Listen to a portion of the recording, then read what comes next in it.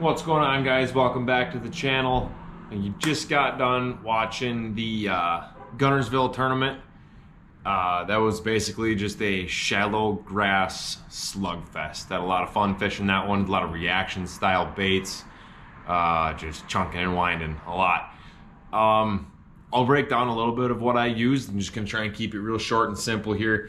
There's gonna be no surprises in this video. It's not like I had any secret baits. These are all baits that are well known on Lake Guntersville in spring.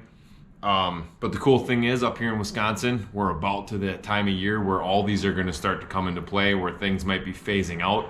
In other parts of the country, they're really gonna start to play here. So first and foremost, you cannot go to Lake Guntersville without a red lipless crankbait. This was the one that I used, just a Booyah one knocker. I did swap out the hooks with some Mustad triple grips. I was throwing it on 12-pound test on a 7-to-1 gear ratio quantum vapor reel with an old school quantum KVD signature series cranking rod. It was a 7.4 heavy action, or sorry, medium heavy. Just to really sling this bait out there, I could pop it out of the grass, and as you can tell by the teeth marks in this thing, I mean, it got chewed up. I went through a pile of these in the week. No surprises there. It's Raven Red.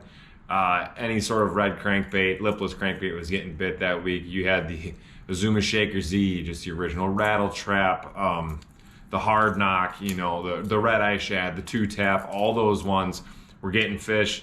This is just something that I thought was working really good for me. Like I said, no surprises there. But the big thing was I went with lighter line. I felt like I could get more bites on lighter line, and I didn't break any fish off for the entire time that I was down there for the tournament and the 2 weeks after. Did not break a fish off on a rattle trap. So that was a big key down there. As everybody knows, springtime on the Tennessee River, red is the big key. I did catch a couple fish in the tournament on that one. A big player for me on day 2, which is also, it's not a secret, I mean, it's a springtime bait, is the jackhammer chatterbait. This was in Brett's craw. You know, it's green pumpkin with the red, and then I put a missile 4.5-inch quiver worm on the back of there, just a green pumpkin one. This thing caught me a lot of big fish up shallow. This is a 1/2 ounce. Felt like the retrieve speed was key.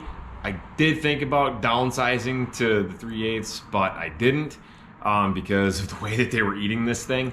Just like a 3/8 might have been a little bit easier to get it through some of the grass, but man, when they're choking a bait, don't change. Like, just stick with it. 15-pound Seagar and Vizex on this one.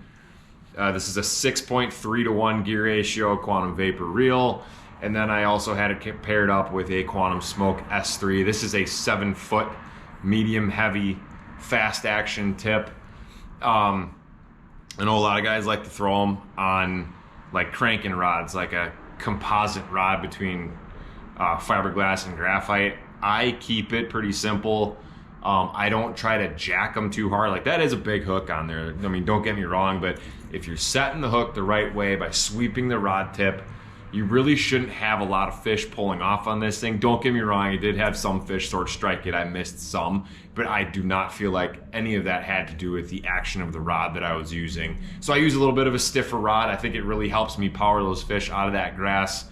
Landed a bunch of fish during the week on this. It was an awesome bait. Caught me my key fish, last cast of the day. Man, and then after that bite, like, I fished out on Guntersville for another 2 weeks after that. I kept this thing in my hand most of the time going for another big bite. Had a lot of big bites in practice on it. It was just a big player.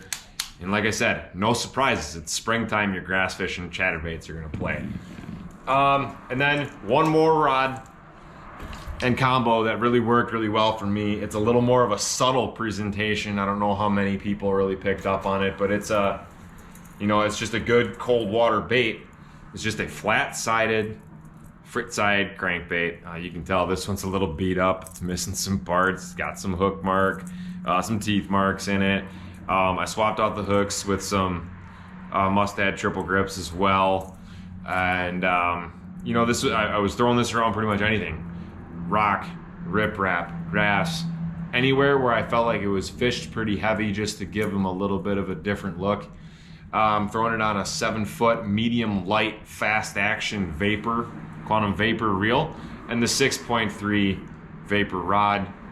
15-pound test, because I wanted to keep it up. You know, when I was fishing it around grass, I wanted to keep the bait up out of the grass. This rod has a lot of play, so with these small little light baits like this, it works really good for casting. You get a lot more distance out of it, but also with it being a treble hook bait, there's a lot of give to this rod.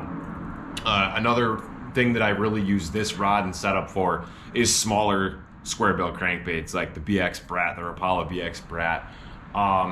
It's a great combo. I've caught a lot of big fish doing this, and I mean, you don't horse them with this. You can't. I mean, you got treble hooks on here. I think what this rod really helped me do is just slow me down a little bit. I wasn't in such a hurry to get the fish in, because I knew I was playing with a little bit of lighter stuff, and you're fishing on Guntersville. Like there's a chance at a 10-pounder for pretty much any cast. But yeah, that was pretty much what I use. You can get these Fritz sides, the jackhammers, the quiver worms, you know, all of the lipless crankbaits, the one knocker, the hard knock, all of that stuff on the Reel Shots website. I will link it below along with my discount code. Head over to Quantum, check out their reels and their rods. I love their products. Their reels to me are by far some of the best on the market. I can cast a mile, and the rods have the right amount of sensitivity and strength for any sort of technique that you're trying to do. But yeah, that's pretty much it. I'm getting ready to head to Dale Hollow. I'm gonna do some re-rigging and hit the road in a couple days. Thanks for watching. Stay tuned for the next one coming down the pipes.